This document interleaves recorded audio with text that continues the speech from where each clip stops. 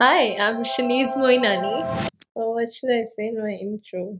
What? What should I say in No, my say whatever, but don't say hi. Okay. I'm Shanice Moinani.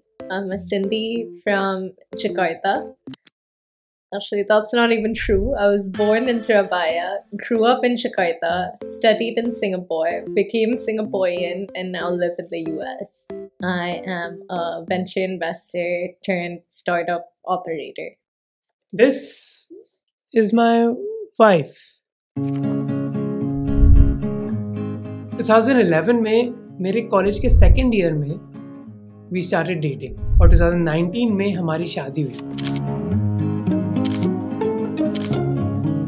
कई बार हम ये discuss करते हैं that it is very strange कि हम एक कपल बन गए because we are so different. उसको बात करना पसंद है, मैं इतना बात नहीं करता। मेरी नेटिव लैंग्वेज हिंदी है। इनफैक्ट जब तक मैं कॉलेज नहीं गया था तब तक मेरी इंग्लिश इतनी अच्छी नहीं थी, जबकि उसकी नेटिव लैंग्वेज है भाषा इंडोनेशिया। इंडोनेशिया क्यों? क्योंकि करीब 80 साल पहले उसके ग्रैंड पेरेंट्स ने डिसाइड किया था कि वो इंडिया से इंडोनेशिया के एक शहर आएंगे जिसका नाम है सुराबाया। उसके पेरेंट्स भी इंडोनेशिया में पैदा हुए और वो भी। Yeah, so my ancestors come from Hyderabad, Sindh. So my grandparents moved to Surabaya probably 1947 or 1948, around the time of partition violence when they had to leave to basically protect themselves. On my dad's side, my grandparents moved to Surabaya, and on my mom's side, they tried a few different places in India. I think Lucknow is one of them. There was maybe another before they finally decided to settle down in Jakarta. और शनीज की story इतनी unique नहीं है। उसकी community के कई members ने India छोड़कर अपना घर बसाया दूसरे देशों में। एक ऐसी कम्युनिटी है जिसके बारे में हम इतना बात नहीं करते इंडिया में। हमें ना उनकी हिस्ट्री के बारे में इतना पता है और ना उनके कल्चर के। मैं किस कम्युनिटी के बारे में बात कर रहा हूँ ये शायद आपको समझ आएगा जब मैं शनीज का पूरा नाम बताऊँ। शनीस मोहिनानी। अगर आपको नहीं समझ आया तो उसके सरनेम में आनी है। My last name, like many other Sindhis, ends in Ani, and that means belonging to the family of or descendant of. And so, presumably, I'm descended from someone named Mohan or Mohan, as is the rest of my family. शनीज एक सिंधी है। ये कुछ लोगों के लिए surprising हो सकता है because actually lot of Sindhis marry another Sindhi only, और मैं सिंधी नहीं हूँ। इनफैक्ट जब मैं उसको डेट भी करा था मेरा एक डर था कि उसकी फैमिली उसकी शादी मेरे जैसे नॉन सिंधी से कैसे कराएगी। उसकी कम्युनिटी में अगर आप पंजाबी हो तो चल जाता है, पर मैं तो पंजाबी भी नहीं हूँ। But thankfully I am smart and good looking enough, इसलिए पेरेंट्स ने हाँ कर दी। अब सिंधीज के बारे में हमारे कई स्टीरियोटाइप्स हैं। सांप जा रहा है और एक तरफ सिंधी बच्चा जा रहा है, तो पहले किसको मारना चाहिए ये खुद आप समझ सकते हो। सिंधीज के बारे में कहते हैं कि आप सांप को मारो, लाठी को मारो तो सिंधी सांप को मारा, व्हाटएवर जो भी कहानी है। पर सिंधी कम्युनिटी हमारे देश में मानो एक इग्नोर्ड कम्युनिटी की तरह है, क्योंकि हमें ये तो पता है कि पंजाबीज और बंगालीज में क्या बीती पार्टीशन की वजह से, पर हम लोग ये नहीं जानते कि सिंधी हिंदू कम्युनिटी ने क्या क्या किया अपने कल्चर को बचाने के लिए, और ये कल्चर अभी खतरे में है। Yeah, I think I definitely would have loved to learn Sindhi.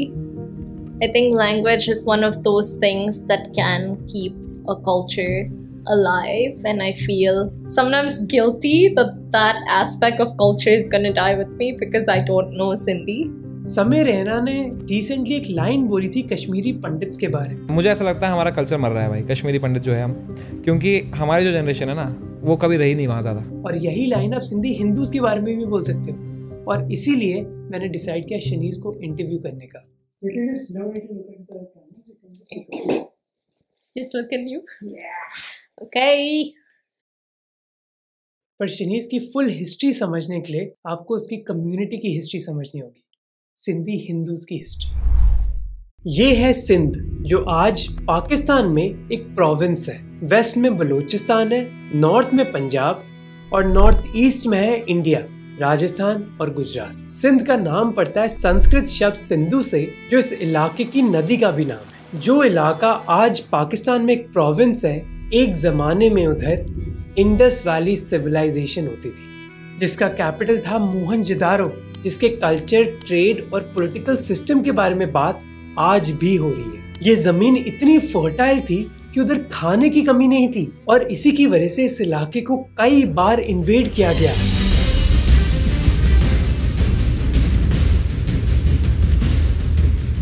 जब हिस्टोरियंस ने इस इलाके में खुदाई स्टार्ट करी तो उनको पता चला कि एक जमाने में इधर कई मंदिर होते थे। और ये सरप्राइजिंग नहीं होना चाहिए क्योंकि इस इलाके पर 2000 सालों तक एक हिंदू राय डायनेस्टी ने राज किया था, जिसके आखिरी रूलर थे राजा साहसी II।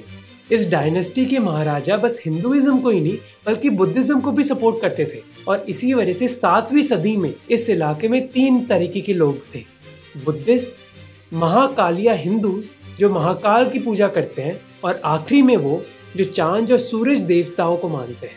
कई समय से हिंदूज और बुद्धिस्ट के बीच अनबन थी पॉलिटिकल डोमिनेशन के लिए और इसी लड़ाई का फायदा उठाया अल हजाज बिन यूसुफ और उनके परिवार ने। 20,000 सोल्जर्स की फौज के साथ उन्होंने सिंध में इन्वेड किया और राजा जहीर चच के बेटे को हराकर सिंध इलाके में इस्लाम का झंडा गाड़ दिया। जनरल मोहम्मद इब्न कासिम इस इलाके के राजा बने, पर कासिम ने अपने रूल के दौरान धर्म में इतना इंटरफेयर नहीं किया, पर ये बहुत जल्द चेंज हुआ। जब इंडिया को इन्वेड किया तुर्की मुस्लिम्स महमूद गजनी और मोहम्मद गौरी ने 10वीं सदी में साउथ सिंध के थट्टा इलाके के गवर्नर बनते हैं मकरबान या फिर मीर शाह, जो हिंदुओं को इस्लाम में कन्वर्ट करने लग जाते हैं। और मीर शाह का शासन एक तानाशाही का शासन है। एक दिन वो अनाउंस करते हैं कि 24 घंटे के अंदर सारे हिंदुओं को इस्लाम अपनाना होगा, नहीं तो वो मारे जाएंगे। सारे हिंदू डर जाते हैं और अपने मिनिस्टर अहीरियों के पास जाते हैं कि उनको 2 हफ्ते का समय मिल जाए। फिर ये सारे हिंदू सिंधु नदी के पास जाते हैं अपनी प्रार्थना के लिए। वो ये वचन लेते हैं कि 7वें दिन पर वो अपने बच्चों को नदी में फेंक देंगे और 14वें दिन पर अपने आप को। 7वां दिन आता है, जैसे ही वो बच्चों को फेंकने वाले होते हैं सिंधु भगवान उधर स्वयं प्रकट होते हैं।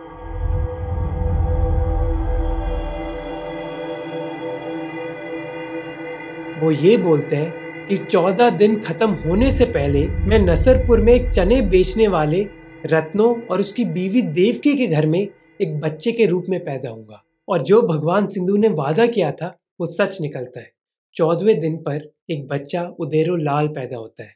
अपने झूले की वजह से उनको झूले लाल बुलाया जाता है और झूले लाल ही मीर शाह को समझाते हैं धर्म की इम्पोर्टेंस। और वो उनको चेतावनी देते हैं कि अगर उन्होंने मजबूरन लोगों को कन्वर्ट किया तो इस इलाके में बाढ़ आ जाएगी। इसीलिए सिंधीज मानते हैं कि झूले लाल ने ही उनको मीर शाह की बेरहमी से बचाया।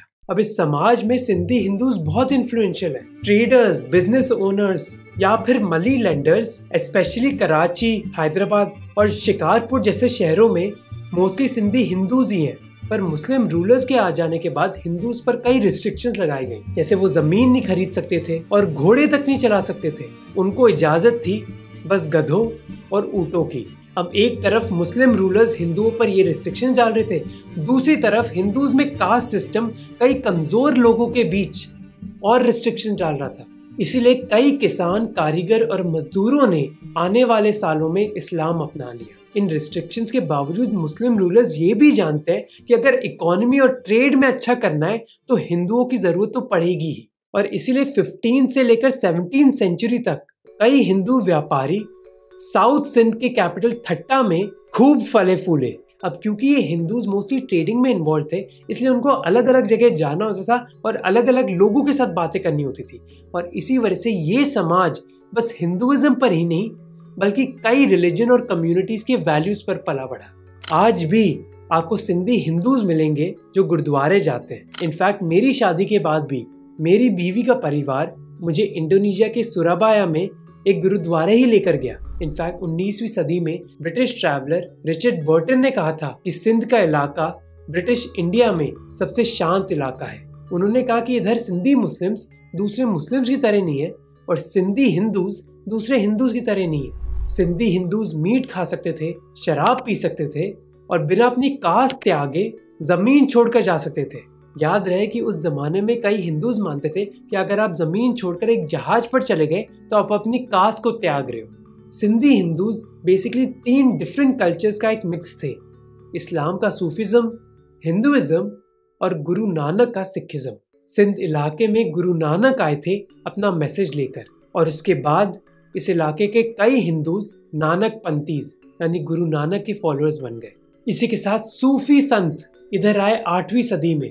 पर हिंदूज और मुस्लिम्स के बीच ये जो रिलेशनशिप है सिंध में, ये बहुत जल्द चेंज होने वाला है। 1843 में बैटल ऑफ मीनी में ईस्ट इंडिया कंपनी की बॉम्बे आर्मी सिंध की बलोच आर्मी को हरा देती है और सिंध में अब अंग्रेजों का झंडा है, जिसके बाद सिंधी हिंदूज और मुस्लिम्स के बीच इक्वेशन पूरी तरह बदल जाती है। अंग्रेजों के आने के बाद सिंधी हिंदूज को कई फायदे मिलते हैं, जैसे उनके लिए ट्रेडिंग करना आसान हो जाता है। 1880s के बाद कई सिंधी हिंदूज इंडिया को छोड़ के यूरोप तक चले जाते हैं। 20वीं सदी आते आते ये ट्रेडर्स अपने ऑपरेशंस मोरक्को, अल्जीरिया, टूनीशिया और स्पेन के जिब्राल्टर तक चले जाते हैं। क्योंकि ये लोग ट्रेडिंग करना चाहते हैं, इस वजह से ये उन्हीं शहरों में जाते हैं जहाँ एक पोर्ट है।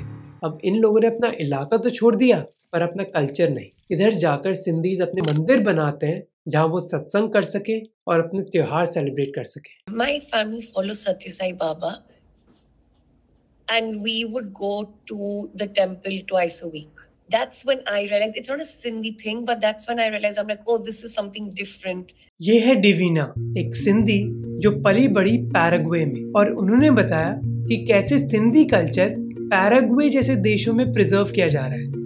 Okay, so my name is Devina Chandiramani. My parents picked Devina because I was born and raised in Paraguay and they wanted a Spanish name with a meaning.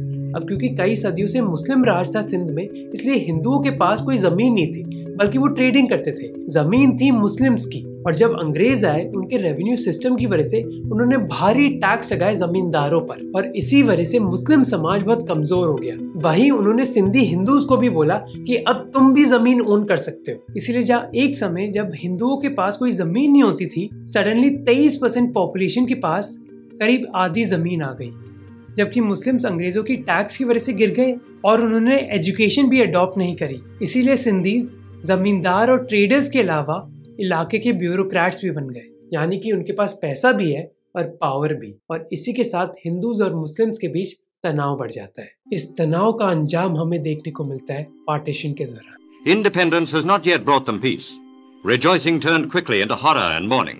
Throughout this vast land, Hindus and Muslims seek safety in new surroundings.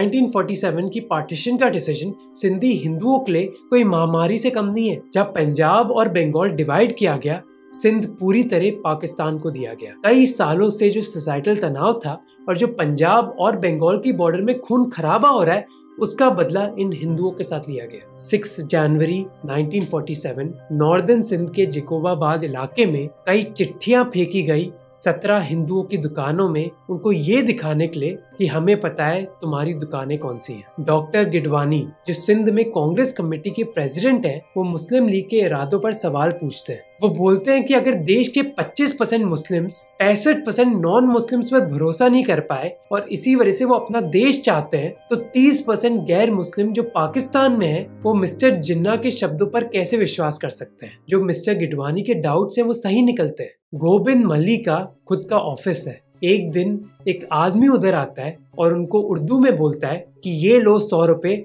और मुझे इस office की चाबी दो। मल्ली जी बोलते हैं कि मैं तुम्हें ये ऑफिस नहीं दूंगा, इसका फर्नीचर ही 2000 रुपए का है। आदमी बोलता है अच्छा लो 500 रुपए और बाहर निकलो। मल्ली जी कहते हैं भला क्यों, मैं तो पाकिस्तानी हूँ। आदमी बोलता है इधर पाकिस्तानियों का राज नहीं बल्कि मुस्लिमों का है। मल्ली जी फिर अपने घर जाते हैं, कपड़े बांधते हैं और उसी दिन अहमदाबाद के लिए निकल जाते हैं। आने वाले दिनों में हिंदुओं के घर के आगे साइन लगा दिए जाते हैं कि ये एक हिंदू का घर है। हर घर की लड़की को बोला जाता है कि अगर कोई मुस्लिम आदमी जबरदस्ती घर में घुसने की कोशिश करता है तो तुम अपनी उंगलियां लेना और इलेक्ट्रिक सॉकेट में डालना, फिर स्विच ऑन करना ताकि तुम अपनी जान दे सको। और अगर ये ना काम आए तो जहर के छोटे छोटे पैकेट डिस्ट्रीब्यूट कर दिए जाते हैं। एक परिवार कराची में अपना घर बिन बताए छोड़ आता है। माँ के पास पैकिंग करने का भी टाइम नहीं है और वो बस झूले लाल को उठाती हैं और कहती है कि हमें इनकी जरूरत हर जगह होगी। जब भी आजू बाजू में रिलेटिव एक दूसरे पैनिक पड़ जाता है और एक दूसरे को बोलता है भाई अभी हमारे को निकलना मांगता है, तो फिर एक हमारा जो सिंधी कम्युनिटी था वो निकलते गया। कोई शिप में, कोई ट्रेन में, कैसा भी करके निकलते गया। जो सामान ले सकता था वो सामान लिया। ये है दिवीना के नाना जो 5 साल के थे जब वो कराची से बम्बई आए। अभी मैं क्या था, जब भी मैं कराची से आया मैं 5 बरस का था। सबसे बुरी सिचुएशन है दलित्स की। उस समय सिंध में 2 लाख दलित्स हैं। अब ये है तो हिंदू, पर इनकी भाषा, कास्ट, क्लास और रहन सहन की वजह से दूसरे हिंदूज इनको हिंदू भी नहीं मानते। ये लोग कराची में रहते हैं और स्कूल, अस्पताल की यूजुअली साफ सफाई करते हैं। जब पार्टीशन अनाउंस करी जाती है तब दलित्स पाकिस्तान को छोड़कर भारत आना चाहते हैं और गांधी जी उनकी मदद भी करने की कोशिश करते हैं। पर अगर दलित चले गए तो साफ सफाई कौन करेगा सिंध की? इसलिए सिंध सरकार ये ऐलान करती है कि वो एसेंशियल वर्कर्स को जाने ही नहीं देगी। तो जहां अपर कास्ट हिंदूज जहाज चढ़ जाते हैं, दलित सिंध में ही कैद है। अब कई हिंदू परिवार वायलेंस से बचने के लिए भारत आ जाते हैं, पर इस उम्मीद में कि एक दिन वो उधर वापस जाएंगे। पर सिंध सरकार इस बीच ऐलान कर देती है कि अगर ये लोग 2 हफ्ते के अंदर अपने पूरे परिवार के साथ वापस नहीं आए तो उनका घर कब्जे में ले लिया जाएगा। सिंधी हिंदू कम्युनिटी को ये धीरे धीरे रियलाइज होता है कि उन्होंने अपनी जमीन के साथ घर और यादें भी पीछे छोड़ डाली है। पार्टीशन के बाद कम से कम 12 से 14 लाख सिंधी हिंदूज भारत आते हैं। इनमें से कई लोग बॉम्बे आते हैं। अंग्रेजों के रूल के दौरान ही बॉम्बे और सिंधीज का कनेक्शन बहुत ही स्ट्रॉन्ग था, इसलिए बॉम्बे आना कई लोग के लिए बहुत नेचुरल था। वहीं दूसरे लोग राजस्थान जाते हैं। अब ये लोग है तो हिंदूज, पर भारत आने के बाद इनको ये रियलाइज होता है कि उनको एक रेफ्यूजी और आउटसाइडर की तरह ट्रीट किया जा रहा है। कई सिंधी हिंदूज के पास 3 ऑप्शन थे, या तो वो अपने परिवार और फ्रेंड्स के साथ रहें जो पार्टीशन से पहले ही इंडिया में थे, या फिर वो रेफ्यूजी कैंप जाएं, या फिर वो कोई मकान खरीदे या भाड़े पर रहे। अब सभी के लिए ऑब्वियसली फर्स्ट ऑप्शन बेटर है, पर उनको धीरे धीरे रियलाइज होता है कि लोग चाहते नहीं है कि ये लोग इधर ज्यादा टाइम रहे। एक मशहूर कहानी में मोहन और एक रेफ्यूजी ऑफिसर के बीच एक डिस्कशन होता है। ऑफिसर मोहन को बोलते हैं कि तुम सिंधीज ना हिंदुस्तानी हो ना पाकिस्तानी, तुम तो बस एक रेफ्यूजी हो, ना तुम्हारा कोई मुल्क है ना घर, तुम तो एक धोबी के कुत्ते की तरह हो, ना घर के ना घाट के। और मोहन को ये रियलाइज होता है कि इस नए भारत के देश में सिंधी हिंदुओं के लिए कोई जगह ही नहीं है, क्योंकि हजारों साल के इतिहास की वजह से ये हिंदूज जो सूफी संतों को भी मानते हैं और गुरु नानक को भी, ये दूसरे हिंदुओं की तरह नहीं है। ये हिंदूज मीट खाते हैं, इनकी भाषा एक अरबिक स्क्रिप्ट में है, जबकि भारत के कई हिंदूज ना मीट खाते हैं और उनकी भाषा देवनागरी में है। पर ये लोग हार नहीं मानते, ये लोग ट्राई करते हैं कि वो किसी ना किसी तरीके से समाज में एडजस्ट हो जाए। सबसे पहले वो सिंधी भाषा बंद करना स्टार्ट कर देते हैं। धीरे धीरे घर, स्कूल्स और रिश्तेदारों के साथ सिंधी नहीं बल्कि लोकल भाषा यूज करी जाती है। धीरे धीरे ये लोग अपनी आइडेंटिटी बदलने की कोशिश करते हैं ताकि समाज में कोई इनको पहचान ना पाए। अपनी भाषा के बाद वो अपने नाम चेंज करते हैं। सिंधी नाम बहुत इजीली रिकॉग्नाइज किए जा सकते हैं क्योंकि वो एंड होते हैं आनी से। जैसे हीरानंदानी, आनी का मतलब है उसके परिवार का, तो हीरानंदानी का मतलब हुआ हीरानंद के परिवार से। मेरी बीवी का सरनेम है मोहिनानी, जो एक जमाने में स्टार्ट हुआ था मोहन के परिवार से। और कई सिंधीज अपना ये सरनेम ही बदलने लग गए ताकि उनको कोई पहचान ना पाए। इसलिए चंदर रमानी चंदी बन गया, केवल रमानी कैली, उत्तम चंदानी उत्तम और हीरानंदानी बस हीरा। तो कई लोगों ने पूरी कोशिश करी कि वो इंडिया में किसी तरह एडजस्ट हो जाए, जबकि दूसरे लोग इंडिया को छोड़कर ही चले गए।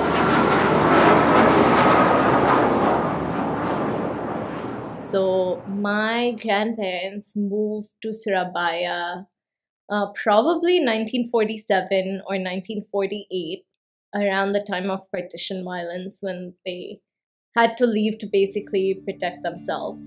और ये सिंधीज कई देश गए, नाइजीरिया, स्पेन और हांगकांग जैसे देश। अब पार्टीशन के कई साल पहले कई सिंधीज वैसे ही इन देशों में बस गए थे। पार्टीशन के बाद वो सिंधीज जो पाकिस्तान से इंडिया है, उन्होंने इन्हीं कनेक्शंस को यूज किया इंडिया छोड़ने के लिए। स्कूल के बाद हम एजुकेशन लिया तो मेरे जो फ्रेंड्स थे सब प्रोफेसर के बेटे थे, वो सब पढ़ते थे। पर मैंने बोला नहीं, हमारे को फॉरेन जाने का है। तो 17 बरस में ही मैं स्पेन गया। मेरा दूसरा भाई जो था वो हांगकांग गया, तीसरा भाई था वो फादर के साथ बैठता था दुकान पर। इन पुराने और नए सिंधीज ने इन देशों में अपनी कम्युनिटीज बनाई और उन्होंने कई इकोनॉमिक अपॉर्चुनिटीज को भी यूज किया अपना बिजनेस बढ़ाने के लिए। जैसे आजादी के 50 साल पहले ही सिंधीज घाना के गोल्ड कोस्ट में आ गए थे, जहां वो घर का सामान हो या फिर टेक्सटाइल्स मार्केट में बेचते थे। जब 1957 में घाना इंडिपेंडेंट हुआ तो उनके पहले लीडर ने नाइजीरिया को इंडस्ट्रियलाइज करने की पॉलिसीज बनाई और इन प्लान्स में ही सिंधीज को अपॉर्चुनिटी दिखी। उन्होंने फिर फैक्ट्री बनाना स्टार्ट कर दिया हर दिन के सामान के लिए, चाहे वो कपड़े हों, छतरियां हो, सनग्लासेस हो या फिर सूटकेसेस हो। और इनमें से कुछ बिजनेस तो इतने सक्सेसफुल हो गए कि वो घाना में नामी ब्रांड्स बन गए। एक और ऐसी ही फेमस कंपनी है तोलाराम ग्रुप, जिसको खानचंद वासवानी ने स्टार्ट किया था इंडोनेशिया में। और ये मल्टीनेशनल ग्रुप अब कई फ्रेश ग्रेजुएट्स को हायर करता है इंडियन कॉलेजेस से अफ्रीका में काम करने के लिए। अब ये तो कहानी थी उन सिंधीज की जो इंडिया छोड़कर गए, जो इंडिया में रहे। अगर आपके पास पैसा था तो आपकी सिचुएशन ठीक थी, पर अगर पैसा और कनेक्शंस नहीं थे तो आपका सर्वाइवल मोड ऑन हो गया था। सिंधीज के लिए कई रेफ्यूजी कैंप्स बनाए गए और यही कैंप्स परमानेंट कॉलोनीज बन गई, चाहे वो बॉम्बे में कल्याण में हो, चेंबूर में हो, थाने में हो, अहमदाबाद में कुबेर नगर में हो, पूना में पिंपरी में हो या भोपाल में बैरीगढ़। इधर आपको आज भी प्रिडोमिनेंटली सिंधी पॉपुलेशन ही मिलेगी। जैसे सिकंदराबाद जैसे शहरों में तो एरियाज हैं जिनको सिंधी कॉलोनीज बोला जाता है। पर जैसे मैंने आपको पहले बताया था कि कई सिंधीज बॉम्बे आए क्योंकि उनको यकीन था कि बॉम्बे में उनके ट्रेडिंग स्किल्स को वैल्यू मिलेगी। मोहन शाहानी जो बस 19 साल के थे जब वो कराची से मुंबई आए थे अपनी माँ और 3 बहनों के साथ, वो कहते कि कुछ ना कुछ करके उनको साउथ बॉम्बे में घर मिल गया और अपनी मेहनत की वजह से कई सिंधीज कोलाबा जैसे इलाकों में घर ले पाए। और फिर धीरे धीरे उन्होंने अपनी कम्युनिटी बनाई मुंबई में। जैसे आज भी महालक्ष्मी मंदिर के बाद आपको एक 7 बेलो मंदिर मिलेगा जो इन सिंधीज ने ही बनाया।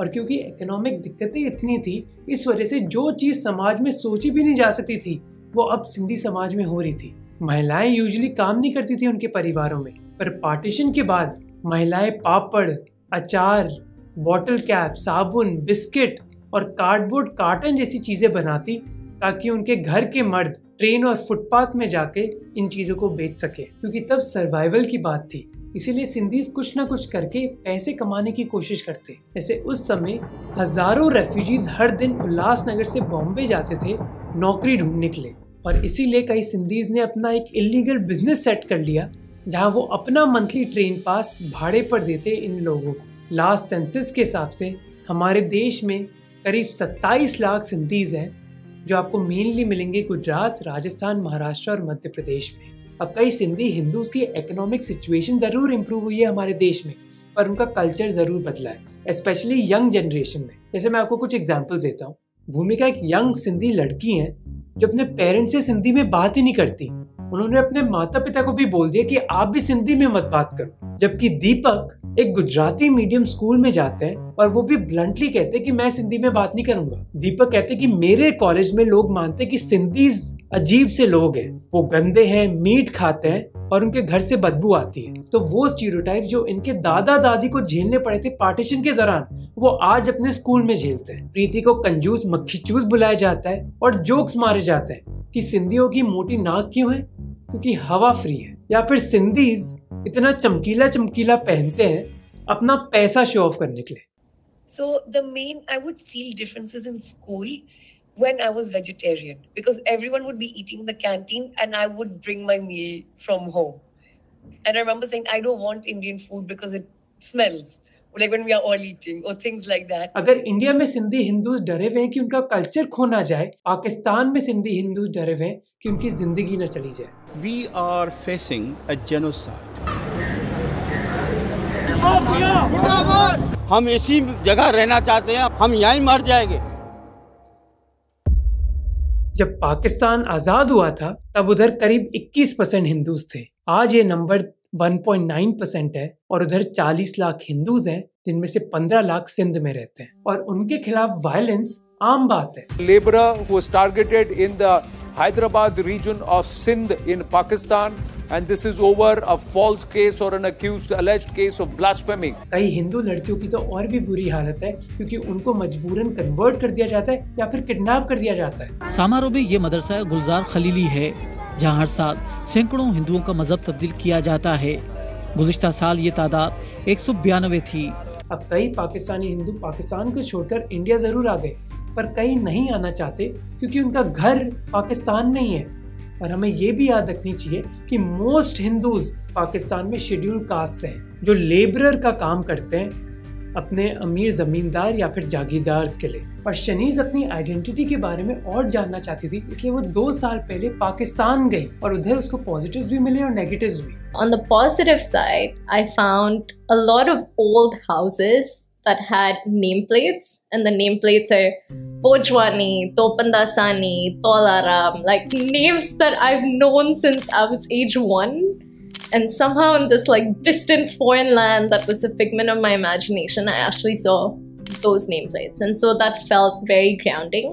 I saw a lot of museums about Sindhi history.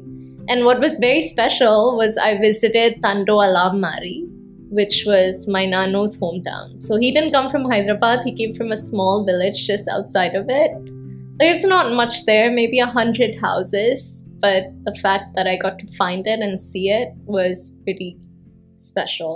और नेगेटिव साइड में वो सिंधी कल्चर जो उसके दिमाग में था वो अभी पाकिस्तान में नहीं है। The things that were a little bit sad, there is no Sindhi food culture at all. So all the things that we know and love, they literally don't exist anywhere. And so you didn't hear Sindhi that much, you didn't see it in the food. And so I think I had this image in my head of, oh, I'm going to go to Hyderabad Sindh and it's going to be a homecoming. It wasn't like that at all because it was familiar and unfamiliar at the same time. पर सब कुछ इतना negative नहीं है। कई लोग कोशिश कर रहे हैं सिंधी कल्चर को बचाने के लिए। कल्चर प्रिजर्व हो रहा है खानों की रेसिपी से जो एक जनरेशन से दूसरी जनरेशन को दी जा रही है। You mentioned your mom's food. Like, what if a friend visits you? Yeah. What is some of the Sindhi food that you will make and eat? Some of the Sindhi food. So loli for breakfast for sure. Mani sale, maybe for breakfast, maybe for lunch. And then my mom's fish palo. So palo is actually a fish from the industrial in Sindh. But somehow my grandma's palo recipe has been passed down. And so my mom's palo recipe is amazing. जैसे कई अमीर Sindhis जैसे हरीश फबियानी ने गुजरात में एक झूलेलाल तीर्थ से दाम बनाया है, जबकि थाने के उल्लासनगर से दिरवन यूट्यूब वीडियोस के जरिए लोगों को अपने कल्चर के बारे में बताते हैं और उनके वीडियोस की वजह से ही कई बच्चे अब सिंधी भाषा के कुछ शब्द तो जानते हैं। डिवीना पैराग्वे में पैदा हुई पर वो अपने कल्चर और आइडेंटिटी से कनेक्ट कर पाई जब वो मुंबई आई योगा सीखने के लिए।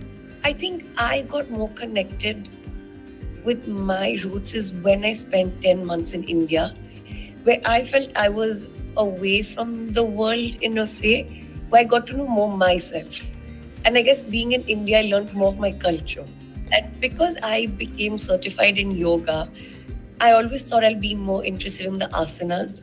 But my favorite part of it was all of the history, the sutras, the Patanjali, and that's why I connected a lot of my own journey. तो चाहे कितने भी चैलेंजेस आए, सिंधी कम्युनिटी कभी रुकती नहीं है। पर शनीज ने एक और इंटरेस्टिंग चीज कही कि कई कम्युनिटीज का एक घर होता है, पर जब आप एक सिंधी से पूछोगे कि उनका घर है कहाँ, वो शायद इसका जवाब ना दे पाए। I think something that people very commonly ask when they meet someone for the first time is, oh, where's home for you? That's a question I've never been able to answer. Is it Surabaya? Is it Jakarta? Is it Sindh? Is it India now that we're married? And a lot of Sindhis will never be able to have a firm answer to that question. And now as I reflect on what makes the Sindhi community unique or feel tied together, I think it's that sense of, oh, we build community wherever we are. We don't have a homeland to anchor our identities to. तो जहाँ भी उनको opportunities मिली उन्होंने घर बना दिया और यही ब्यूटी है उनके कल्चर के बारे में। And I am proud to be part of their culture now.